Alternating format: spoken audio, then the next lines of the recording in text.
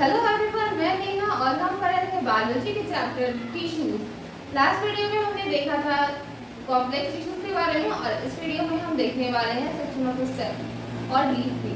तो शुरू करते हैं। तो अब तक हमने देखा अलग अलग टाइप के टिश्यूज। अब हम देखते हैं कि ये सब मिलजुल करके एक साथ कैसे रहते हैं।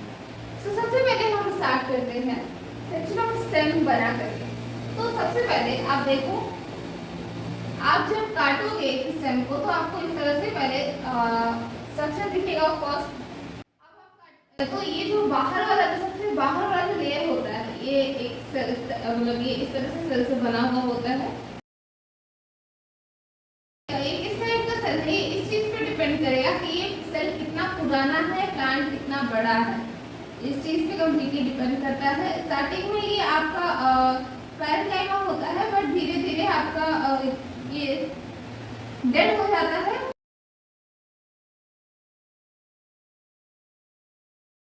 ठीक है, तो ये जो बाहर वाला जो लेयर है इसको हम कहते हैं एपिडर्मिस। ठीक है, इसके अलावा और भी लेयर्स इस तरह से आप बना सकते हो। यहाँ पर हम सिर्फ एक लाइन दे रहे हैं डिनोट करने के लिए, आप समझ जाना। तो ये नेक्स्ट लेयर ऑफ सेल्स है, इसको हम कहते हैं हाइपोडर्मिस।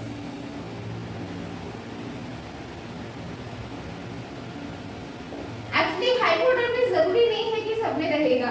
जब प्लांट बहुत बड़ा होता है तो जैसे ट्रीज होगा, ट्रीज में आपको हाइपोडर्मिस डिस्टिंक्टली देखने को मिलेगा। अदरवाइज ऐसा कोई खास डिस्टिंक्शन नहीं रहता है। एपिडर्मिस हाइपोडर्मिस कई बार मर्ज भी हो जाता है, तो उसको एक साथ हम मिला करके पेरिडर्मिस भी बोलते हैं। ठीक है, सो हाइपोडर्मिस। नेक्स्ट आपका और दो यहाँ पर 2-3 लेयर ऑफ सेल्स होता है जिसको हम लोग कॉर्टेक्स कहते हैं। ठीक है, यहाँ पर 2-3 लेयर ऑफ सेल्स है, इस तरह से 2-3 लेयर, 3 से 4 लेयर तक मिल जाता है, इसको हम कहते हैं कॉर्टेक्स। ठीक है, और कॉर्टेक्स जहाँ खत्म होता है, ये लास्ट वाला लेयर, इसको हम लोग कहते हैं एंडोडर्मिस।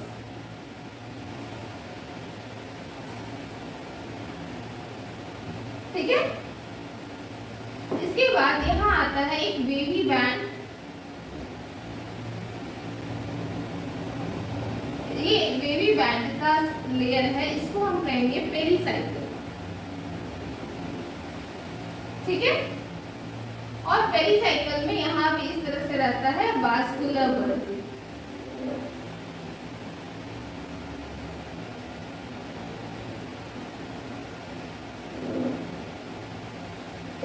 ठीक है, वास्कुलर बंडल इस तरफ रहेगा, मतलब बाहर की तरफ रहेगा फ्लोएम, अंदर की तरफ रहेगा जाइलम। बाहर की तरफ फ्लोएम, अंदर की तरफ जाइलम।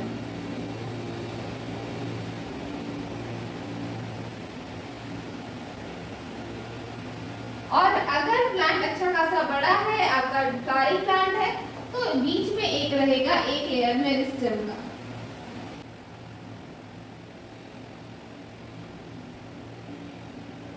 इसको हम, इस मेरिस्टेम का लेयर को हम कहते हैं वास्कुलर कैम्बियम। ठीक है, P is for phloem and X is for xylem. P means phloem and X means xylem. ठीक है, ये जो पूरा ये जो बंडल बना, ठीक है, आप देखो इसमें xylem भी है, phloem भी है। सो xylem और phloem को मिला के हम क्या बोल रहे थे? वास्कुलर बंडल बोल रहे थे। सो इसको पूरे को हम मिला करके कहते हैं वास्कुलर बंडल। ठीक है, तो जितना भी आपका ट्रायंगल का शेप है, ये सब को हम लोग क्या बोल रहे हैं? वास्कुलर बंडल बोल रहे हैं। ठीक है, अब देखो कि हम बात करते हैं थोड़ा इसमें कि कौन कौन सा सेल्स है इसमें जो कि लिविंग है और डेड है। तो आपका एक्चुअली इसमें ऐसा कुछ डिस्टिंग्विश नहीं है। स्टार्टिंग में ये सारा ही आपका पैरेंकाइमा होता है। एपिडर्मिस जो होता है ये आपका स्पेशल कैरेक्टर लेता है। एपिडर्मिस जो होता है मतलब ये सबसे बाहर वाला है लेयर है। सो ये इसको बहुत टफ, मतलब जो भी बाहर वाला इन्वायरमेंट है, ऑफ कोर्स वो टफ इन्वायरमेंट है comparatively inside.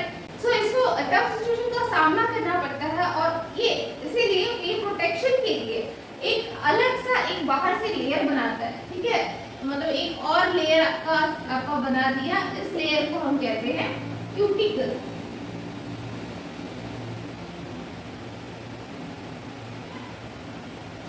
This layer is cuticle, ठीक है।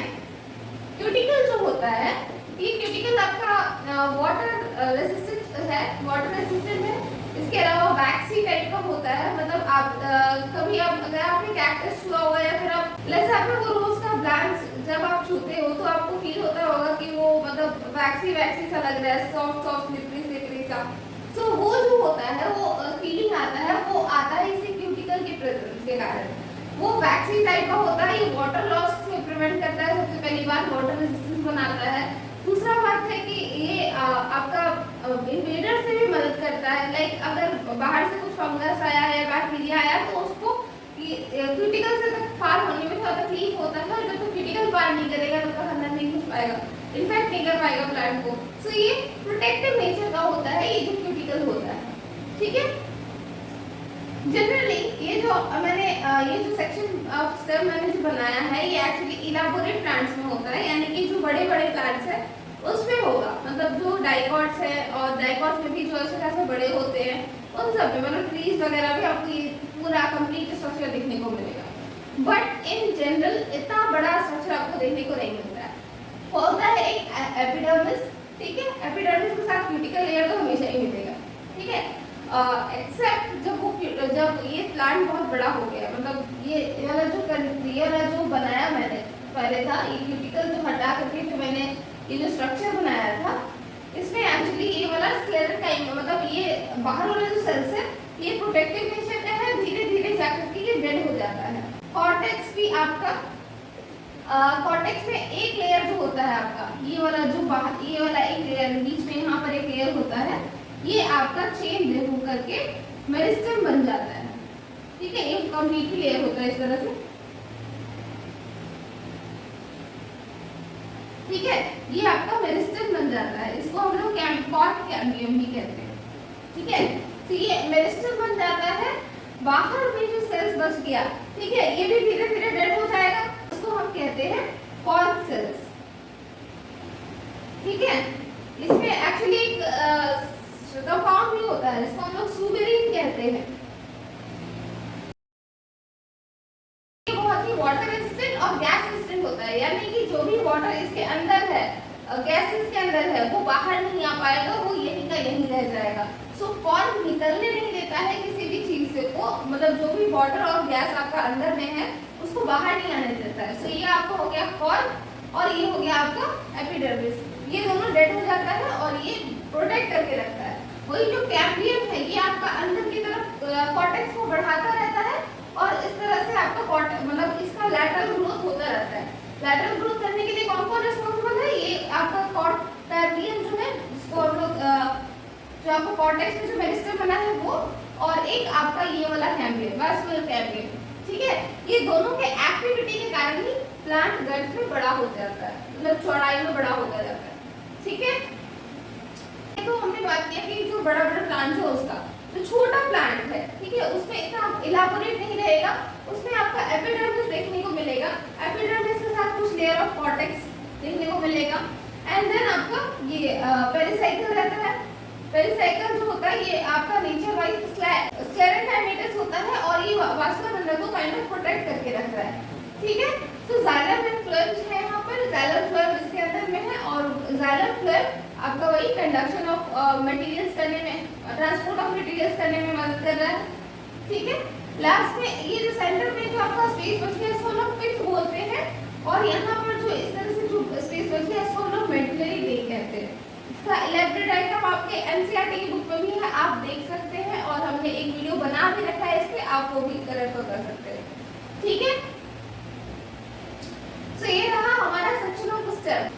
अब हम थोड़ा बात करते हैं सेक्शन ऑफ लीफ में। लीफ और स्टेम में क्या क्या डिफरेंसेस रहता है। तो सेक्शन ऑफ लीफ बताने से पहले हम बात करते हैं थोड़ा एक्टिविटी 6.3 जो आपके एनसीईआरटी बुक में दिया हुआ है। इसमें एक प्रैक्टिकल दिया हुआ है, एक एक्टिविटी करने को लिए दिया हुआ है, जो आप चाहे तो कर सकते हैं अगर आपके स्कूल में इक्विपमेंट अवेलेबल है तो। ऐसे बोला गया है एक रियो रियो नाम का एक पौधा होता है, मतलब ऑर्नामेंटल प्लांट है ये, शो प्लांट जिसको आप बोलते हो। सो उसका लीव्स को लेने के लिए कहा गया है, उसको क्रश करने कहा गया है। और क्रश करने के साथ साथ उसका मतलब जब आप क्रश करते हो तो उसका एक लेयर आपको मिल जाएगा, उस लेयर को आपको हटाने कहा गया है। और जब हटाओगे आप उसके बाद फिर उसको एक स्लाइड पे रखो, उसमें आप कलर डालो, कलर में सैफरन यूज करने बोला गया है, कुछ देर छोड़ दो, मतलब जब तक कलर ड्राई नहीं हो जाता। उसके बाद आप उसको माइक्रोस्कोप के अंदर डाल करके देखो कवर स्लिप के साथ।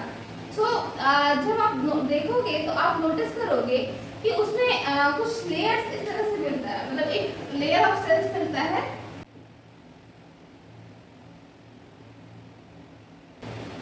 इस तरह से करके ढेर सारे सेल्स के लेयर होते हैं। बीच में आपका इस तरह से आपका सेल्स होता है जगह जगह पर, और ये आसपास सेल से भरा होता है।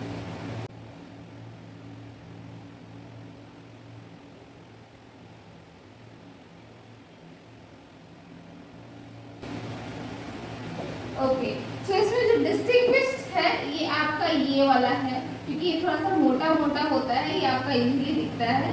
ठीक है, ये जो है ये आपका एक्चुअली ये गार्ड सेल है, और ये जो आपका जो ये लेयर ऑफ सेल्स है ये आपका एपिडर्मिस है। ठीक है, सो लीफ में आपके पास दो जगह पर एपिडर्मिस होता है और बीच में जो जगह होता है उसमें जगह जगह पर इस तरह से गार्ड सेल्स होते हैं। ठीक है, ये आपका थोड़ा सा मोटा होता है, ये आपका ओपनिंग की तरफ होता है। ठीक है, और ये जो ओपनिंग होता है इसको हम लोग कहते हैं स्टोमाटा। ठीक है, इसके साथ साथ इसमें और भी सेल्स होते हैं, सब्सिडियरी सेल्स, जो कि इसको सपोर्ट करते हैं। ठीक है, इसके आसपास जो जस्ट आसपास सेल्स है इसको उनको हम कहते हैं सब्सिडियरी सेल्स। सो लीव्स में बेसिकली आपको ये सब देखने को मिलता है। एपिडर्मिस का लेयर रहेगा, जगह जगह पे आपको ये गार्ड सेल्स देखने को मिलेंगे। बीच में जिनका लेयर थोड़ा मोटा होता है, इसलिए थोड़ा ज्यादा प्रोमिनेंट दिखता है। ये तो आप लिविंग सेल देख नहीं रहे हो, जब आप पीक कर दे रहे हो तो फिर इस तरह से आपको एग्जैक्टली नहीं देखने को मिलेगा, मतलब कुछ ऐसा तो पिच का डिफ्लेटेड भी रहेगा आपका, कुछ गार्ड सेल इस तरह से ग्रुपिंग सा रहेगा। ठीक है, बट इन जनरल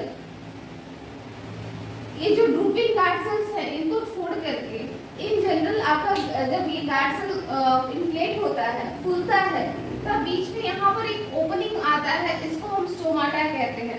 ये जो स्टोमाटा होता है ये रिस्पॉन्सिबल होता है ट्रांसपिरेशन और एक्सचेंज ऑफ गैसेस के लिए। मतलब आपको मालूम होगा कि प्लांट जो होता है वो CO2 देता है और ऑक्सीजन छोड़ता है।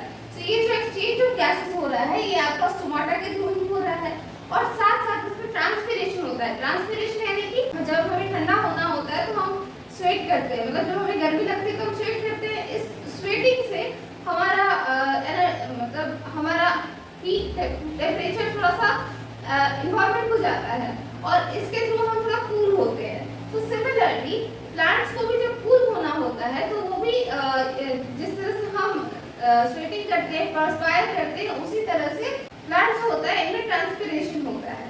ट्रांसपिरेशन एक प्रोसेस है जिससे वाटर लॉस होता है और इसके थ्रू प्लांट्स कूल रहते हैं। और जब ये ट्रांसपिरेशन होता है तो पानी लॉस हो रहा है, और पानी लॉस होने से क्या होता है कि एक वैकेंसी आता है पानी का, पानी में का कमी आता है, और उस कमी के कारण जाइलम को भी मदद मिलता है थोड़ा सा खींचने में पानी को। ठीक है, मतलब प्लांट काफी लंबा होता है तो जाइलम को काफी दूर तक उसको लेके जाना होता है पानी को।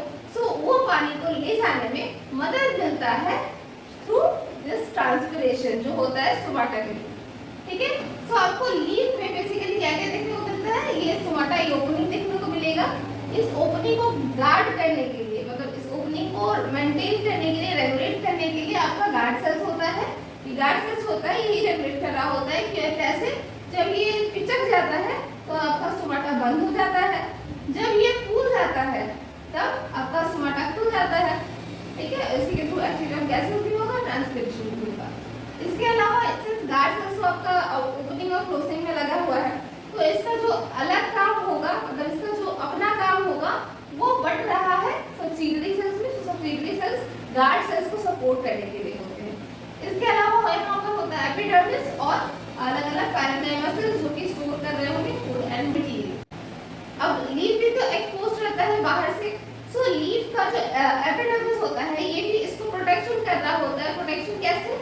तो जैसे मैंने बोला था कि सेमी क्यूटिकल सेक्रेट होता है, उसी तरह से इसमें भी एक वैक्सीन सब्सटेंस सेक्रेट होता है जो कि इसको प्रोटेक्ट कर रहा होता है वाटर लॉस के अगेंस्ट।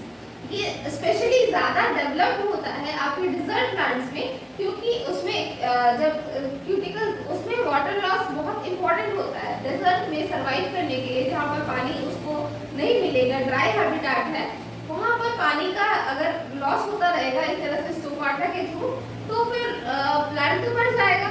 तो इसीलिए इस वाटर लॉस को रोकने के लिए उसमें क्यूटिकल थोड़ा मोटा होता है, मतलब ये जो वैक्सीन जो सब्सटेंस जो मैंने अभी बोल रहे थे हम, जो एपिडर्मिस सिक्रीट करता है, ये थोड़ा मोटा होता है और ये जो वाटर रेजिस्टेंट होता है ये क्यूटिकल का लेयर, इसीलिए पानी जल्दी से लॉस नहीं हो पाता।